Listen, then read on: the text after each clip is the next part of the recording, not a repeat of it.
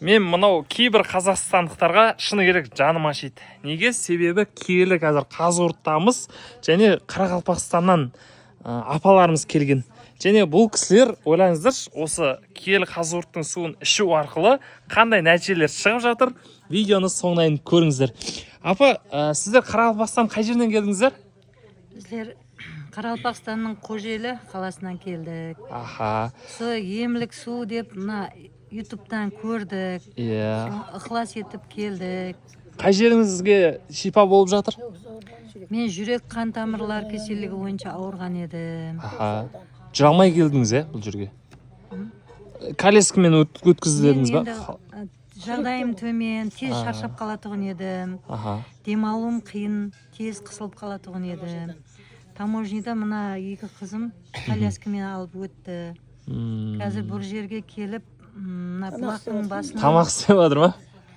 Бұлақтың басынан келіп су іштім. Ефекті зор. Сол бір стакан ішкеннің өзінде әмме жерім тамырлар ашылып кеткендей болды да. Сөйтіп, қазір 7 күн болды.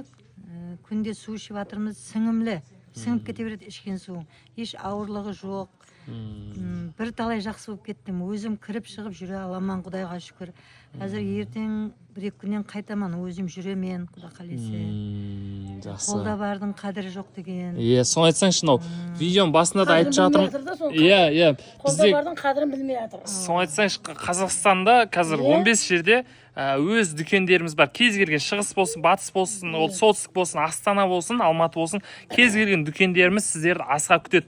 Дәл осы мына үйшіктің ішінен біздегі емді Көктөбе Анабұлақ суы шығады. Ішкі ағзаға өте пайдалы. Асқазан, бауыр, бүйрек, өт жолдары, жүрекке пайдалы су. Біздің қазақ пайдасын айтсан зиянына кетеді ғой. Енді біздер айтып жатырмыз, мүмкін біреулер жарамсақтанып айтыр деп жатыр ма, Құдай біледі оны. Ой деп айтатындар бар. Және де бұл құдайлық іс бұл. Аяғым ауырған еді да. Сол жерге келіп 2 күннен кейін сәл аяғым қайтадан ауыру пайда болды да. Қазір 7-ші күнге келдік, уже лестницадан арқайын мініп түсетін дәрежеге жетті аяғым. Даже аяғымызға да пайдасы тиіп жатырды да. Буындарға пайдасы бар дейді. Іштегі шлаклардың бәрін айдап жатырды.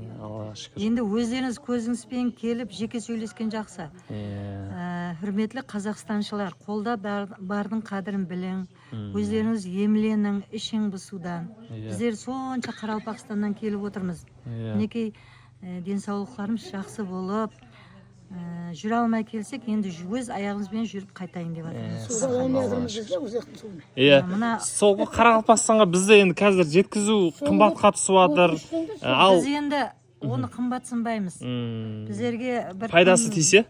Пайдасы тисе, ауылға апарсаңыз. Біздерде өздеріміз көмектесіп, қабілет аламыз сіздерді. Ояқтан бір ордесашыларың керекті. Соған апарып тасайды. Мысалы, бір жерге Нөкіс деген аудан бар. Нөкіс ауданы. Жүрегі, бүкіл Қарақалпақтың. Сүйерге апарып бір магазиннен бір неге офис асып сүйерге тастан, сүйерден бұлар алады. Жан-жақ районнан келеді ғой. Сөйтіп алады. Құдай қаласа. Сондай ашыңдар. Бірақ қазір бізде енді басқа да өзгеден істеп тұрған өз Қазақстандағы дүкендерге су алуға шақырамыз. Бұл судың неліктен мысалға өтке, неліктен жүрекке көмектесіп жатыр. Бұл судың мысалға жай ғана бір ғана септігі бар, pH деген элементі бар. pH, яғни сілтілі немесе қышқылды екенін анықтайды судың. Сол pH-ы бұл жоғары. Көбінесе қан дұрыс айналмай қалуы, ол адам ағзасына қышқыл көбейіп кеткеннен кейін болады. Ал бұл су қышқылды төмендетіп басып, яғни сұйықтыққа айналдырады, сұйықтық болады. Қан сол сұйылған кезде, бұл су сұйылтқан кезде, сонда ағзаның барлығына қан дұрыс айналса, ағза дұрыс жұмыс жасай бастайды. Дәл солай өттегі тас та, өттегі тас көбінесе қышқылдан пайда болып кетеді. Дұрыс емес тамақтану, уайым, стресс, дұрыс емес ұйқы, оның барлығы ағзада қышқылды тудырғаннан кейін, өтте уже өт қышқылданып кеткеннен кейін уже тас пайда болады. Ал бұл су ішетін болса сұйықтықта, бұл су сұйықтық болғаннан кейін қышқылды басып, яғни тасты ерте бастайды. қышқылды уже жойып тастайды. Сол сияқты оның қасиеті бар судың да. Қасиеті ана пошкасында тасы барлар не, бөтекесінде тасы барлар тез кетеді екен. Өт қалтадағы тасы барлар көбірек ішу керек. Көбірек ішу керек. Және бір қасиеті ұйқы жақсыланды. Ұйқыға, иә? Ұйқыға пайдасы бар. Тыныш ұйқы, үйде жақсы ұйқы алмай тұғын. Bu yerге келдік, уже 2 күннен кейін уже ұйқыға тоймай жатырмыз. Сондай бұл көп адам айтады. Сіз өте көп. Жүргізіп тазалайды деп. Сол она уже ағзаның бәрі дұрыс жұмыс жасады, ұйқы да дұрыс қой. Қазақстанша заманластар келіп өзіңізде бар суды ішің. Емлік қасиеті, эффекті сондай зор. Біз енді бұл біздерге бір мақтаныш. Енді Қазақстан еліне келіп емленіп жатырмыз, ауылымызға сондай етіп айтып барамыз. Біз енді мынандай жасалмай емес, шын жүректен кеуілімізден айтып отырмыз. Анықта бұл. Келіп емленіп ішіп кетің. Жақын өзлеріңізге. Біз енді ауылымызға Қалтырайын жүрегіммен. Қояйын да жүрегім қойды. Қалтырайын давлением ауырған. Дәріні қойдым жегенді. Келген. Дәріні жегені қойдым. Дәрі ішпей қойдыңыз. Шоттамын ғой мен, давление шоттам. Жаңағы бәрі затты жуат екен да қанда. Иә. Пайдалы ғой. Сол ғой да қолда бардың қадірін білмейді. Тұздарды да. Су деген тұр ғой мына кранда ағып. Судан адам ем бола ма? Дейді ғой. Ойбай, Составы көп қой. анық көзімізбен көріп, келіп, ішіп отырмыз. қасиеті мол. Сіздің атыңыз кім болады, апа? Менің атым Несібелі. Несібелі. Сіздің атыңыз?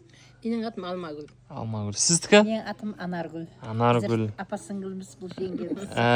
Жақсы болса, Құда Қарақалпақстаннан. қалесе ауылға қуанышпен қайтамыз. Алла қаласа, иә, Мен жақсы хабарды. Қарақалпақстанның ең шеті Тақтакөпір районынан келіп отырмын. Қазақ ауыл ғой Тақтакөпір деген. Жақсы. Ем Болады болсын. балам, мына Тасбалта атаға да рахмет, сондай шариғатларды жаратып қойған. Еледе келешегі мол бұл жердің де, келешегі бар еледе. Бәріңіз көмеклесіп Тасбалта атаға жәрдемдесеңіз, үлкен санаториялар ашып кетуге болатын жерде. Мынау Құдай таламның өзінің берген несі бұл, емлік суы. бұл Қазақстанның несі бұл? Маңдайға біткен несі? Бағы. Бағы. Бағы дейді ма? Алланың беріп қойған нұры. Дұрыс, өте керемет. Көргейе берсін сол еліміз. Жақсы, рахмет. Көктөбе Анабұлақ суының нәтижесі. Бөлісіңіздер, таратыңыздар.